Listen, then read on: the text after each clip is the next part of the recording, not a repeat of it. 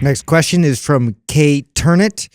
How can I keep my body from swinging when doing hanging leg raises due to core stability issues, or is there an alternative movement to replace these? If you can't prevent your body from swinging a lot when doing leg raises, then move to a different exercise. Regress, yeah. Yeah, I would go to reverse crunches. Yep. Reverse crunches on a flat bench would be the biggest regression. And then moving up a decline bench would be how you progress. And eventually, you can move to hanging leg raises. Not everybody's gonna be able to do them. They're really hard, like properly, but a really good hanging leg raise looks very controlled. It's not the swinging back and forth that you see people doing. It's definitely not the CrossFit, whatever they do. I don't know what they call it, but when you're doing a real hanging leg raise to work the abs, you come down and it's very controlled, minimal swinging. And then when you come up, you get this pelvic tilt, and that's where the abs. I've never been a fan of training these with clients. I think you can get such a good. Oh, I can't. On reverse. I think I had like 2 clients I ever did this with. Yeah, I mean, if you're hella good at this, like, okay, then I'm not going to tell a client to stop. But most clients, you put them on a reverse incline and holding on and roll up. You're better off.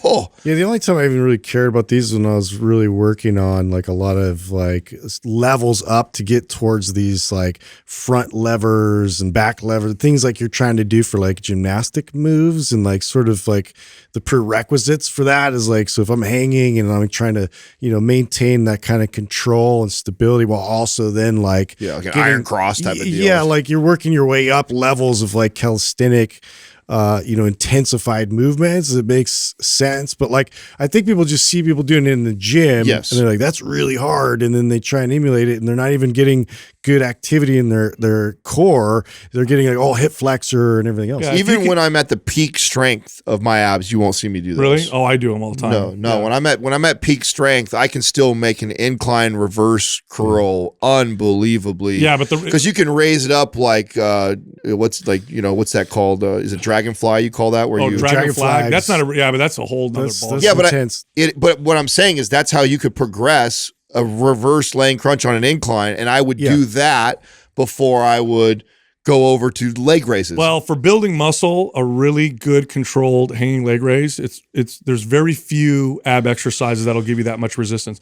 And if you can, obviously you should regress until you can get to the point where you can do 1 or 2 that are good. And that's okay. It's totally fine to hang and do 1 or 2 very controlled. Yes. Well, and they build the abs. They do build that. And nothing built my abs more than that. Yeah. And I think too, I mean, it's the control. There's the stability part of it. So to do like a hollow body position, like just to be able to maintain that all the way from your fingertips to your toes and have that kind of stability control, like that's where now it's like, okay, maybe now I can apply this towards like a hanging bar situation.